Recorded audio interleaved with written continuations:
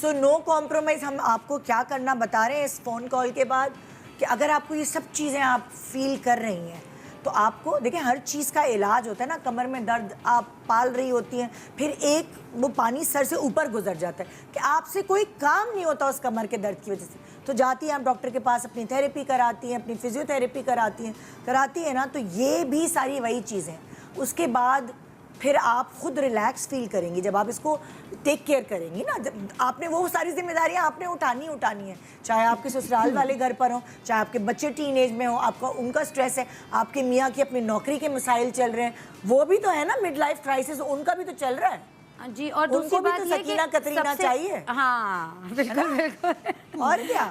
ہاں نہیں ہو رہا نا. دوسری چیز ایکسرسائز, جس کے لیے میں سب کو بہت بولتی ہوں, سب سے امپورٹنٹ پیری مینوپوز میں if you start exercise in 40, your 60 will be eased. تو آپ کو ایکسرسائز کرنی ہے. دس از دا موسٹ امپورٹنٹ. اگر ہم لائف اسٹائل ماڈیفیکیشن کی بات کریں تو ایکسرسائز, میڈیٹیشن, یوگا, یہ بہت ضروری ہے. اور یہ ساری اس کے چیزیں لیے آپ ٹائم نکالنا ضروری ہے. اور یہ ساری چیزیں آپ کے ایموشنس کو بھی ریگولیٹ کرتی ہیں نا, ناٹ اونلی اور فزیکل پارٹ, لیکن وہ آپ کے جذبات کی بھی آٹومیٹکلی ریگولیشن پہ لے آتی ہیں. جی بالکل ایسے. تو اس لیے بیسکلی اپنے اوپر نہ کمپرومائز کریں. مطلب ایکسرسائز کو کمپرومائز کر دیں گے, ہم بچے کی میٹنگ میں جائیں گے, مطلب وہ آدھا ایک گھنٹہ آپ کا ہے, that you have to give it to yourself, تو پورا دن آپ فنکشن کر سکیں. تو وہ چیز امپورٹنٹ ہے. مطلب اس کے لیے. اور دوسری اوبیسٹی ان اٹ سیلف, اگر ویسے آپ پیری مینوپوز میں بیلی فیٹ بڑھ رہا ہے, آپ کی باڈی میں ڈسفیگرمنٹ ہو رہی ہے, پھر آپ کو پتہ ہے آبویسلی میرج ایشوز بھی ہو سکتے ہیں ان چیزوں کی وجہ سے. آج کل سب لوگ بہت زیادہ بیوٹی کانشیس, سیلف امیج پہ بھی امپیکٹ کر رہا ہوتا ہے. بیوٹی کانشیس میرے ساتھ یہ ہو چکا ہوا ہے. آئی واز انٹرنل اتنے چینجز آ رہے تھے, وہی چڑچڑاپن اتنا آ رہا تھا کہ جو میں ہر بات پہ چڑچڑی ہو رہی تھی, that I started having issues. اور میرے میاں نے obviously not knowing بولنا شروع ہو گیا کہ تمہیں کیا ہو گیا, تم تو ایسی ہو گئی ہو, تم ایسی ہو گئی. تو وہ ڈسٹینس شروع ہو جاتا ہے, اینڈ یو ڈونٹ ریئلائز کہ آپ کے اندر وہ نرچرنگ ہارمون ختم ہو رہا ہے نا. تو جو بات پہلے آپ چیزیں برداشت کر رہے تھے, وہ آپ برداشت کرنا چھوڑ دیتے ہو, بہت لگتی ہیں, پھر آپ کو زیادہ لگتی ہیں. اور پھر آپ جواب بھی, جو تو پہلے جو آپ جواب نہیں دیتے تھے تو وہ آپ کے منہ پہ زبان بھی لگ گئی, آپ بدتمیز بھی ہو گئی, آپ ویسے ہی چڑچڑی ہیں.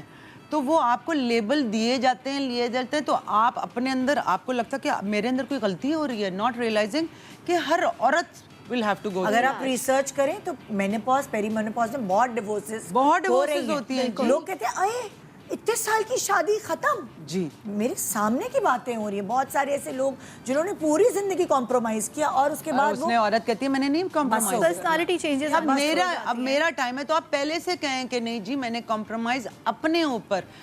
ایز اے عورت ہم کیا کرتے ہیں, ہم پہلے اپنے ماں باپ کے لیے, پھر بہن بھائیوں کے لیے, پھر بچوں کے لیے, اپنے اوپر ہم کبھی سوچتے ہی نہیں ہیں اس طرح. اور جو عورت آؤٹ ورڈ سوچتی ہے پھر اس کو ایک لیبل دے دیا جاتا ہے, سیلفش. وہ یہ ٹائم آ گیا کہ آپ اپنے لیے, اپنی مینٹل ہیلتھ کے لیے, اپنی باڈی کے لیے, کہ آپ کی باڈی کے اندر سسٹم پہ سسٹم چل رہا ہے. یہ ڈاکٹر آپ کو بہتر سمجھائیں گی, لیکن انرجی لیولز کا بھی تو ڈفرنس آ جاتا ہے نا. 20s میں جو انرجیز ہوتی ہے وہ نہیں ہوتی ہے.